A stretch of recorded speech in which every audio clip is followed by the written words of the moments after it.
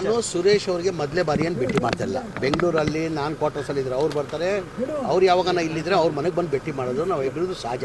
ತಿಂಗಳಿಗೆ 4 ಸತಿ ಭೇಟಿ ಮಾಡ್ತೀವಿ ನಾವು. ಎಷ್ಟು? ತಿಂಗಳಿಗೆ 4 ಸತಿ.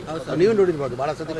ಅವ್ರು ನನ್ನ ಫೋನ್ ಮಾಡ್ತಾರೆ, ಅವ್ರು ಕ್ವಾರ್ಟರ್ಸಲ್ಲಿ ಇದ್ರೆ ಕ್ವಾರ್ಟರ್ಸ್ಗೆ ಬರ್ತಾರೆ, ಇಲ್ಲ ನಾನು ಇವ್ರ ಮನೇಲಿದ್ರೆ ನಾನು ಬರ್ತೀನಿ. ಅದು ಮಾಮೂಲಿ, ನಮ್ದು ಇಬ್ಬರು ಸ್ನೇಹಿತ ಇವತ್ತಿಂದ ಇಲ್ಲ, ಭಾಳ ವರ್ಷದಿಂದ ಇರೋದು ನಾವು. ಏನು ಚರ್ಚೆ ಇಲ್ಲ ಸರ್, ನಾವು ಇಬ್ಬರು ಸ್ನೇಹಿತರು. ಸಹಜವಾಗಿ ತಾವು ಮೊದಲ ಬಾರಿಗೆ ಸಚಿವ ಸಂಪುಟದಲ್ಲಿ ಬರ್ತೀರಿ, ಮೊದಲ ಲಿಸ್ಟಲ್ಲಿ ಅಂತ ಇತ್ತು, ತಡವಾಗಿದೆ, ಹಾಗಾಗಿ ಸಹಜವಾಗಿ ಕುತೂಹಲ ಇದೆ. ತಮ್ಮ 2ನೇ ಲಿಸ್ಟ್ ಬರುವಂತ ಕುತೂಹಲ ಏನಿಲ್ಲ. ನಾನು ಪದೇ ಪದೇ ಅವಾಗ ಹೇಳ್ತಾನೆ ಇರ್ತೀನಿ, ನಮ್ಮ ಪಕ್ಷ ಹೈಕಮಾಂಡ್ ಏನು ನಿರ್ಧಾರ ಮಾಡಿದಾಗ ಅದಕ್ಕೆ ಬದ್ಧ ಅಂತ. ಫಸ್ಟ್ ಲಿಸ್ಟಲ್ಲಿ ಮಾಡ್ತಾರಂತ ನಿರೀಕ್ಷೆ ಇಟ್ಕೊಂಡಿದೆ, ಸೆಕೆಂಡ್ ಲಿಸ್ಟಲ್ಲೂ ಮಾಡ್ತೀನಿ ಅಂತ ನಿರೀಕ್ಷೆ ಇಟ್ಕೊಂಡಿದ್ದೀನಿ. ಮಾಡಿಲ್ಲ ಅಂದರೂ ನನಗೇನು ಸಮಸ್ಯೆ ಇಲ್ಲ, ತೊಂದರೆ ಏನಕ್ಕೆ. ಪ್ರೊಟೆಸ್ಟ್ ನಾನು ಅಭಿಮಾನಿಗಳು ಮಾಡ್ತಾರೆ, ನಾನು ಮಾಡ್ತಾಯಿದ್ದೀನಿ. ಈಗ ನಾನು ಕೇಳ್ತಾ ಇದ್ದೀನಿ, ನಾನು ಮಂತ್ರಿ ಮಾಡಿ ಅಂತ ಮಾಧ್ಯಮದಲ್ಲಿ ಕೇಳ್ತಾ ಇದ್ದೀನಿ.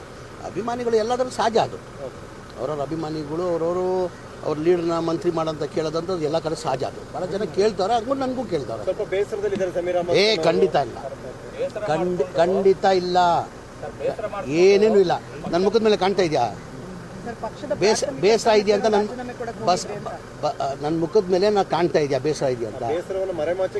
ಖಂಡಿತ ಏನೇನು ಇಲ್ಲ.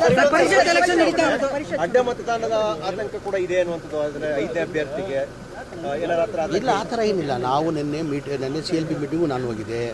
140 ಜನ ನಾವು ಒಗ್ಗಟ್ಟಾಗಿದ್ದೀವಿ. ನಾವು 28 ಹಾಕೊಂಡ್ರು 5 ಅಭ್ಯರ್ಥಿನೂ ಗೆಲ್ತಾರೆ. ನಮ್ಗೆ ಅಡಿಷ್ನಲ್ ಏನು ಓಡಬೇಕಾಗಿಲ್ಲ. ಅಡಿಷ್ನಲ್ ಏನು ನಾವು 140 ಇದ್ದೀವಿ. ನಾವು 140ಗೂ 28 ಹಾಕೊಂಡ್ರು ನಾವು ಎಲ್ಲ 5 ಅಭ್ಯರ್ಥಿ ನಾವು ಗೆಲ್ತೀವಿ.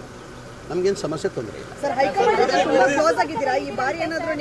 ಯಾರು ಹೇಳಿದ್ರು ನಿಮಗೆ ಹೈಕಮಾಂಡ್ ಅಲ್ಲಿ ಕ್ಲೋಸ್ ಇದೆ ಅಂತ?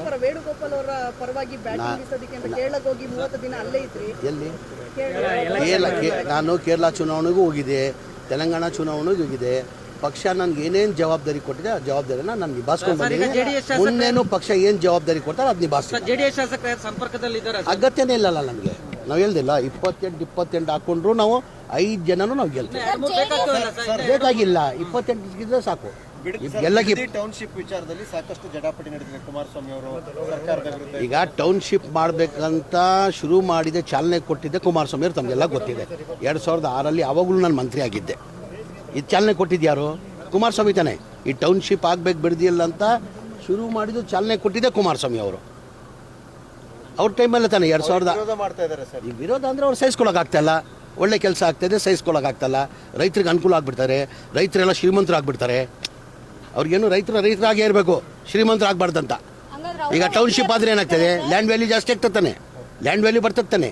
ಅವ್ರ ಲೆಕ್ಕಾಚಾರ ಏನಂದರೆ ರೈತರಾಗೇ ಇರಬೇಕು, ಬಡವರಾಗೇ ಇರಬೇಕು, ಅವ್ರು ಶ್ರೀಮಂತರು ಆಗಬಾರ್ದು. ಯಾವುದೇ ಸುದ್ದಿಯ ಅಪ್ಡೇಟ್ ಅನ್ನ ಮಿಸ್ ಮಾಡ್ಕೊಳ್ಬಾರ್ದು ಅಂದ್ರೆ ಈಗ್ಲೇ ಒನ್ ಇಂಡಿಯಾವನ್ನ ಸಬ್ಸ್ಕ್ರೈಬ್ ಮಾಡಿ. ನಿಮಗೆ ಬೇಕಾದ ಭಾಷೆಯಲ್ಲಿ ಎಲ್ಲಾ ಸುದ್ದಿ ತಿಳಿಬೇಕು ಅಂದ್ರೆ ಒನ್ ಇಂಡಿಯಾ ಆಪ್ ಅನ್ನ ಡೌನ್ಲೋಡ್ ಮಾಡ್ಕೊಳ್ಳಿ.